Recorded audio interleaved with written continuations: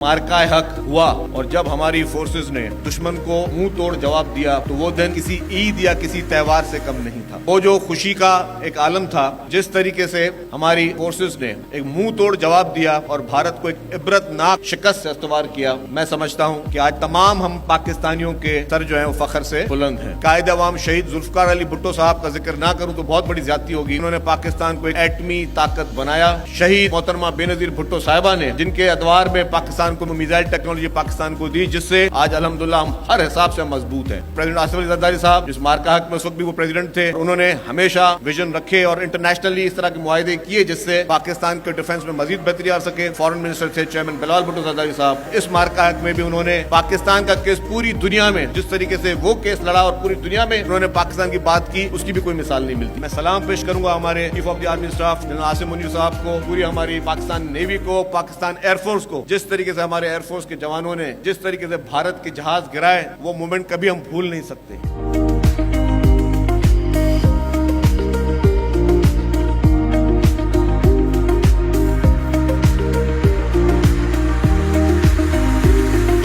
साल पहले जब भारत ने मैली आंख से हमारे मुल्क की तरफ देखा था, किस तरीके से हमारा पूरा मुल्क, हमारी सल्ला अफवाज, हमारी पॉलिटिकल लीडरशिप, हमारी मीडिया, हमारे नौजवान, हर एक शख्स मुत्तहिद होकर खड़ा हुआ। कुछ ही घंटों में मैं कहूँगा भारत को पता चल गया कि उसकी असली हैसियत क्या है। पाकिस्तान शायद बहुत ही कमजोर मुल्क बन चुका है। पाकिस्तान को हमने आइसोलेट किया हुआ है दुनिया से। उन्होंने ये बहाना करके और कोई सबूत तो पेश नहीं किया, लेकिन मई के पहले हफ्ते में उन्होंने मिलिट्री अग्रेशन शुरू की। खासतौर पे इस वक्त जब chief of defence forces, chief of army staff Asim Munir lead कर रहे हैं जिस तरीके से, कि ये कोई सोच सकता था आज से 1 साल पहले गल्फ में एक जंग होगी, इसराइल और अमेरिका हमला करेगा ईरान पे और उसके बाद सीज फायर पाकिस्तान कराएगा। एक जगह पे इस्लामाबाद में टेबल पे लाके ईरान की सीनियर लीडरशिप और अमेरिका की सीनियर लीडरशिप को बिठाना, ये भी एक मार्के से कम नहीं। और ये सारी वजह थी जो मार्का हक में हमारी आर्म फोर्सेस ने, हमारे लोगों ने, हमारी कौम ने दुनिया को मनवाया।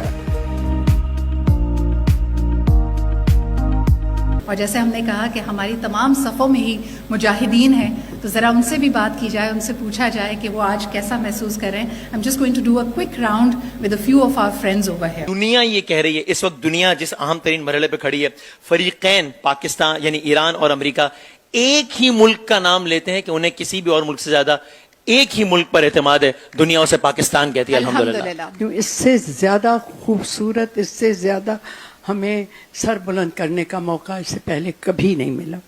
मैं अमेरिका में थी उस वक्त तो नहीं, जब अभी तो जो पाकिस्तानी थे वो कह रहे थे आपा इतना मजा आता है जब हम बाहर निकलते हैं, वो लोग कहते हैं क्या तुम्हारा मुल्क है। We are a nation that desires peace, and I think that we should keep stressing that. We want peace on all our borders with all our neighbors, but if we are challenged, it's wonderful to see that we are able to defend ourselves. So I think credit goes to the leadership, credit goes to our armed forces that were able to keep us safe, the people of Pakistan safe, and to deter further kind of attacks on Pakistan. आज भी देखें दुनिया में जो मशरूइयत है वो ये है कि एक पीसफुल कंट्री, हम हमेशा पीस को लेके चलते हैं, मगर कोई अगर इसको मैली आंख से देखता है तो उसको उस तरह जवाब भी देते हैं। उसका जवाब भी देना हमें आता है। पाकिस्तान हमें जिंदाबाद। अल्हम्दुलिल्लाह ये साल जो है, पिछले 1 साल और ख़ास तौर पे मार्का हक के बाद पाकिस्तानी इसका सर जो है वो फ़ख्र से बुलंद है।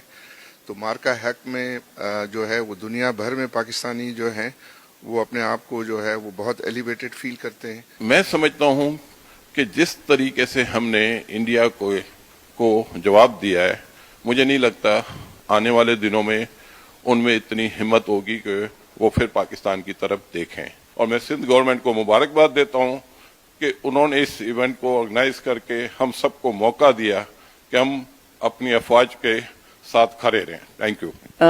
Luminaries such as Chairman Bilawal heading the charge, there is little to say, but I think we all know that Pakistan crossed a milestone that in May, and that milestone deserves to be celebrated, which you are doing. So I'm very grateful for that. We are so proud, honestly. एक तो the only Islamic country with a nuclear power and the best military in the world. Mashallah, so proud to be a part. Alhamdulillah.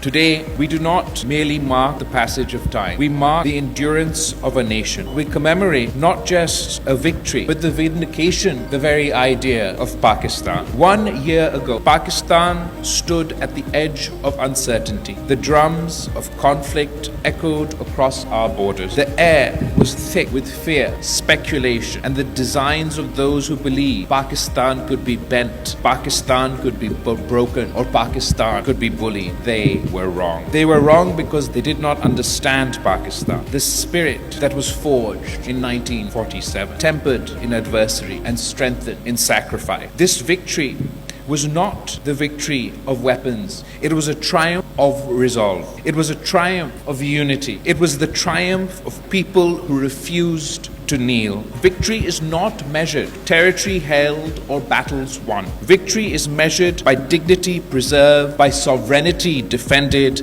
by the message sent to the world that Pakistan will never be coerced, will never be silenced, and Pakistan will never surrender. We are not a nation that bows before pressure. We are not a nation that compromises its sovereignty. We are a nation that rises again and again, stronger, prouder, and more united. Long live Pakistan. Long live the will of its people. Pakistan, Hamesha Zindabad.